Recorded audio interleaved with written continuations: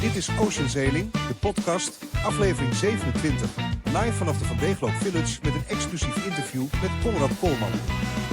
Nou, wie had dat gedacht? Een podcast Over de Vendée Globe, op de Vendée Globe. Op de Vendée Globe, op het racevillage van de Vendée Globe. Dat is ongelooflijk.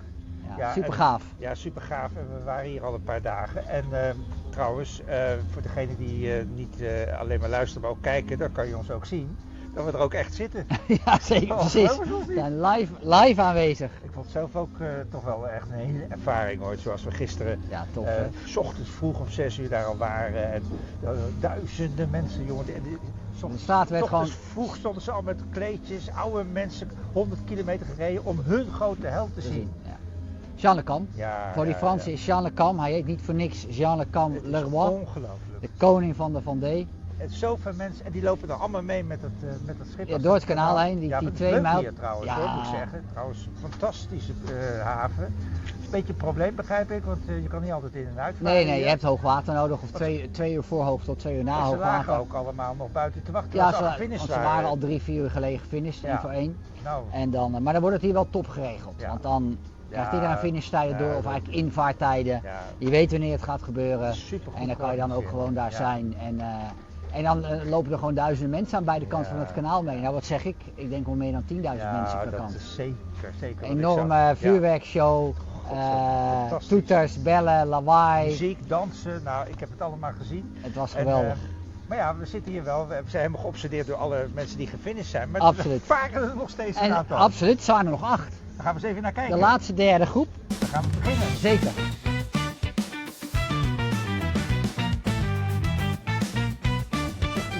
Kijk, luisteraars, aflevering 27. 28.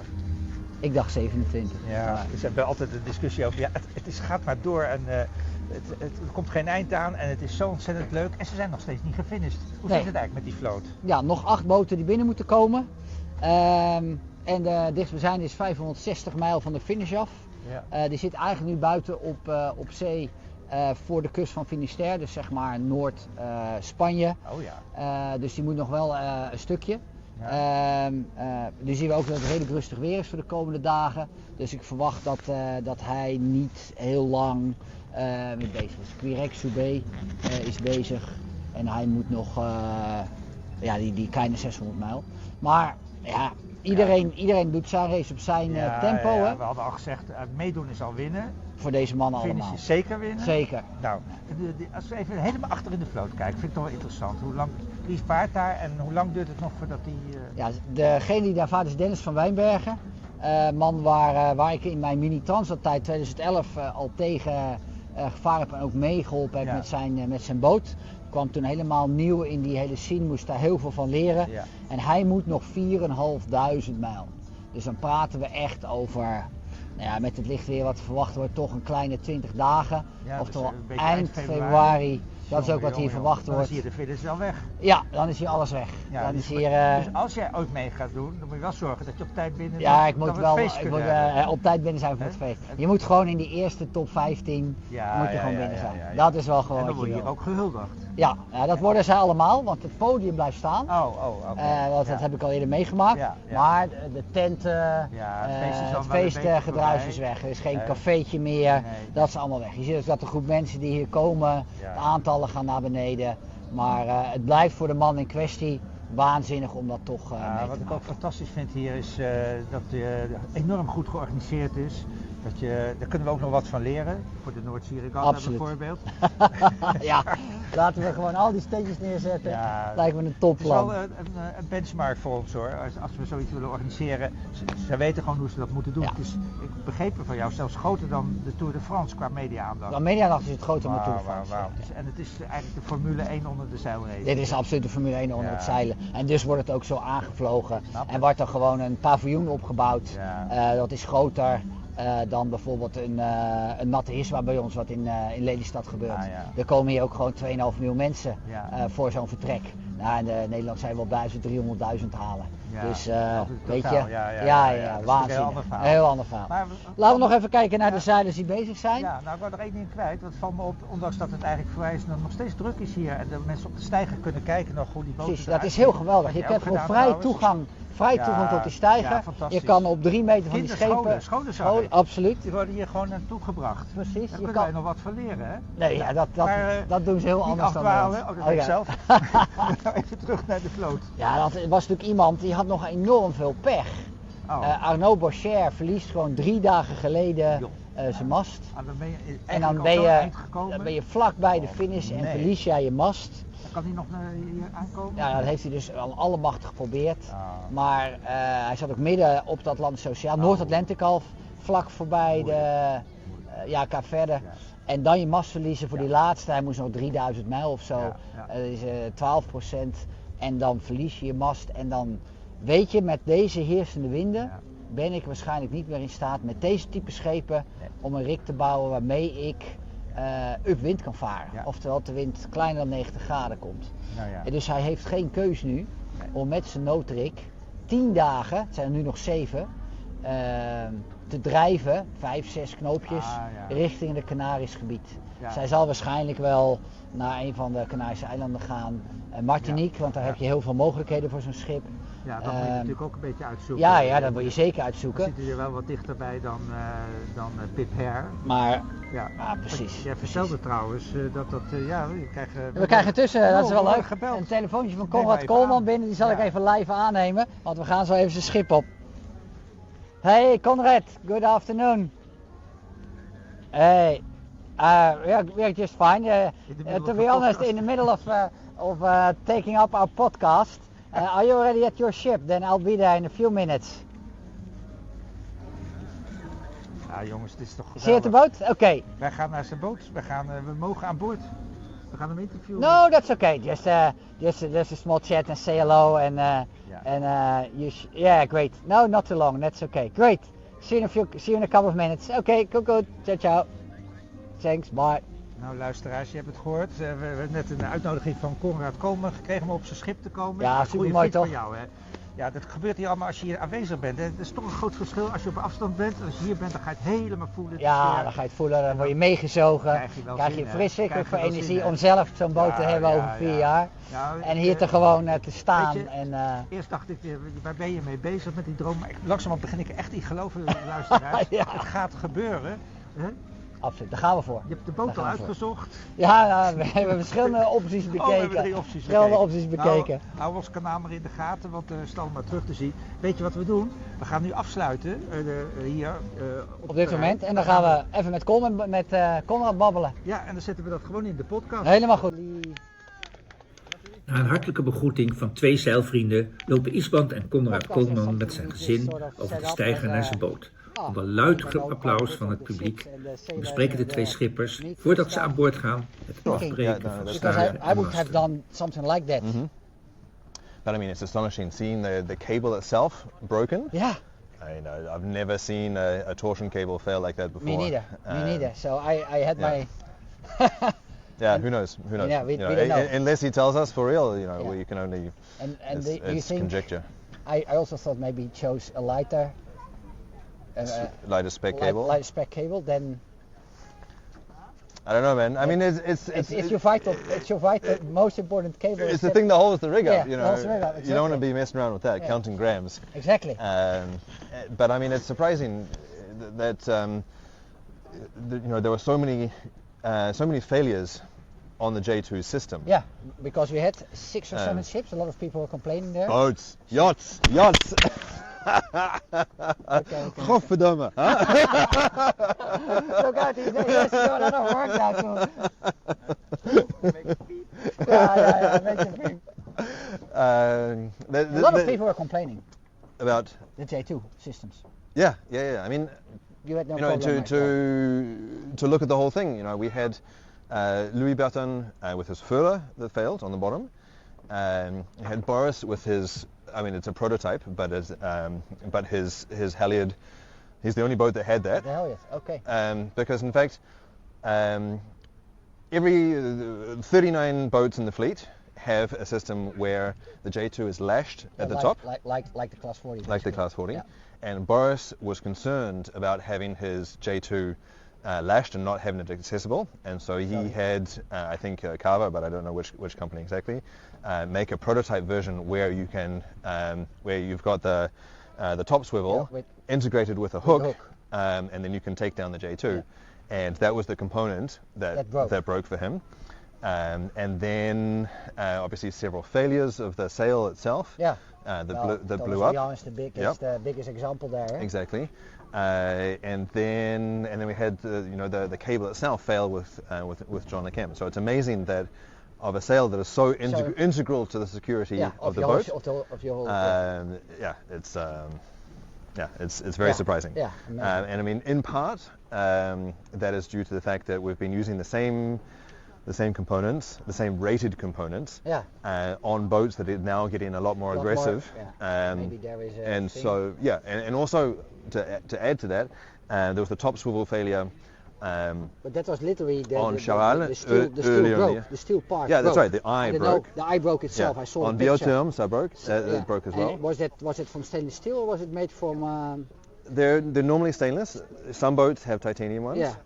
But titanium has a downgrade as well.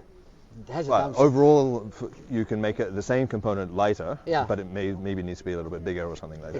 Exactly. And if the titanium has a force that will try to bend it, stainless steel will bend, and titanium will break. Yeah, it will break. Yeah.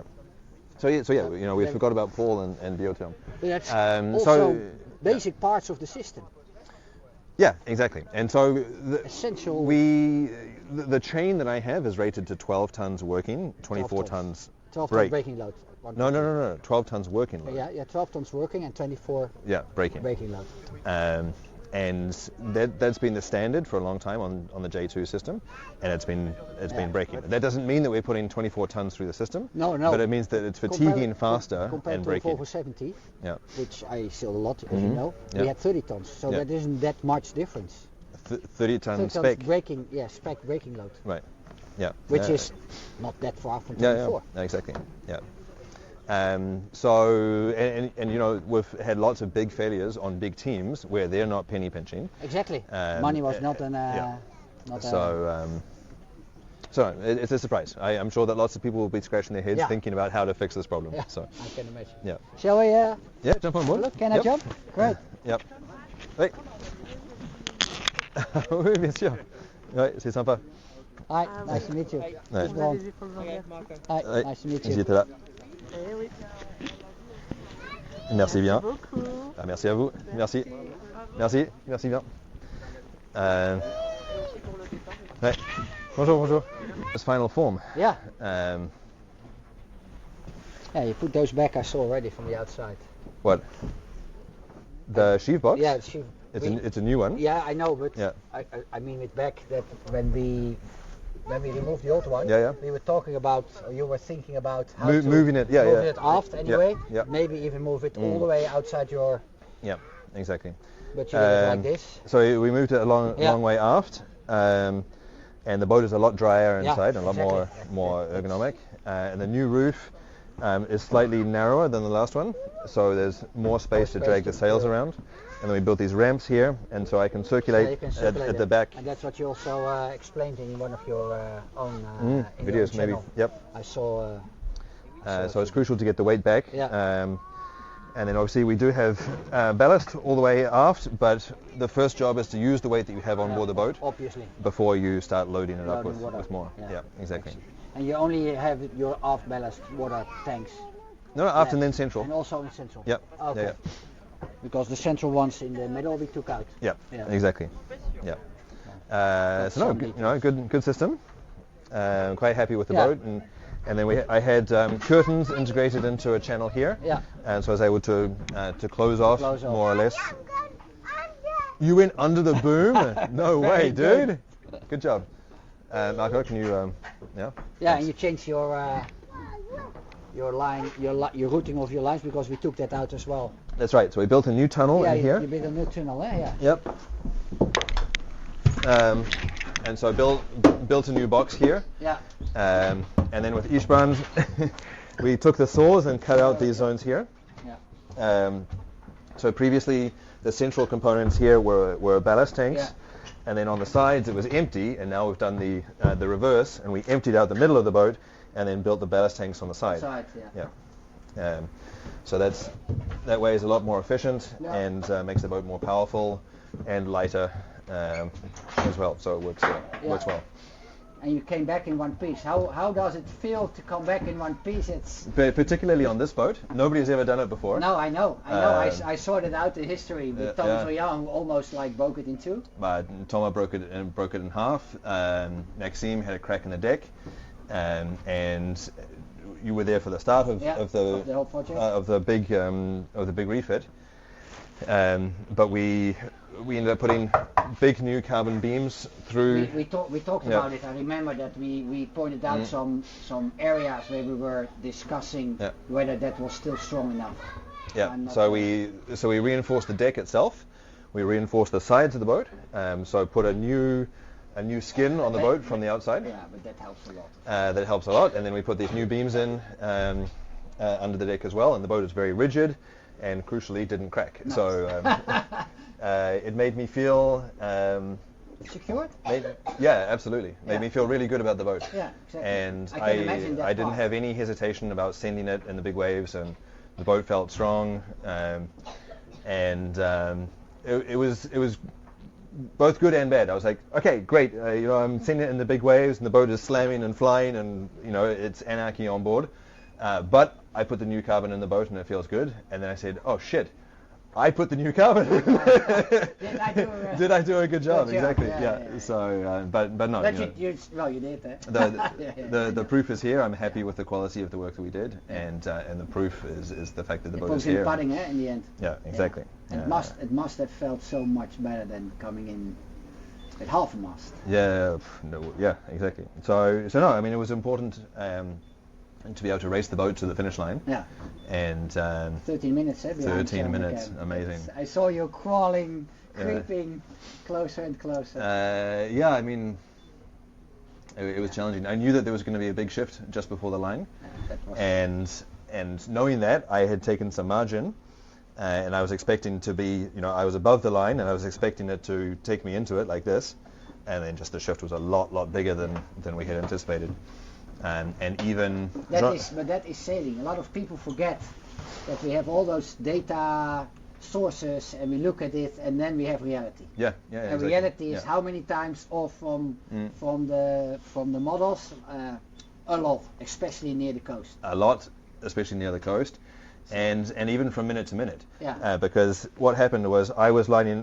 Jean Le Cam was here. Yeah. And he got sucked in by the down to the coast, and I was cruising in. And I was above, and I thought that I was going to get sucked in, but to the line. To the line. And then it took me under the line. He crossed behind, just in front of me, and then set up. He was overlay line and then he got sucked in even more than anticipated. So you both were sort of. Yeah, and so he was over the ley line for the committee boat, and he ended up only just making the pin end. And so that it shows, he got a 50-degree shift at the end. So, that you can't anticipate that it's going to be that much. I went into it. I had wind from. I'm sorry. For those of you watching, you don't care about these details, but we do. does. For us, this is the core of sailing. Yeah, exactly. So I had wind from 190, and finished with wind at 130. And I thought that there was going to be, 20-30 degrees shift. That was forecasted. Yeah. I took a little bit of extra margin trying to keep it safe, and then just, the wind was nuts. So, yeah. Shit happens, we say. Yeah, exactly. I obviously wish that it had gone differently, and that I was the one that was crossing in front. But first of all, immense satisfaction on my part, and I'm very proud about keeping the boat in one piece. Making it back with the boat in one piece, making it back with a smile, making it back with the condition of me and the boat able to race up to the last moment and not be in a super degraded status.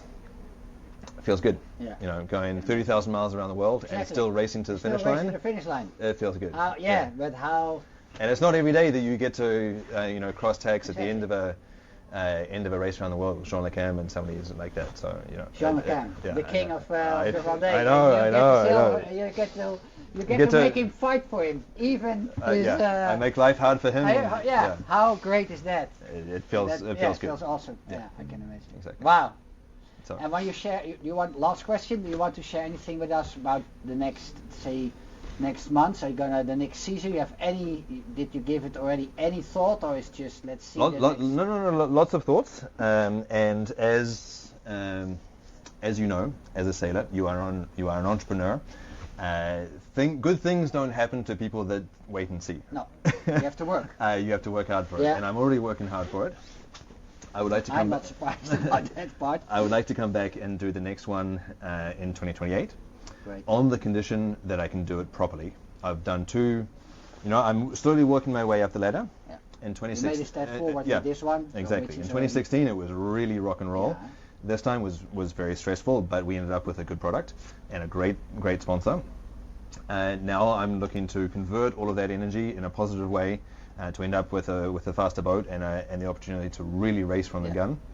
And if I can do that, then I'll be back. But I'm not going to be back for another rock and roll project. I'm too old for that shit. Yeah. Well, good to hear. And yeah, so plenty more things to come. If I can invite your listeners and your watchers to stay involved.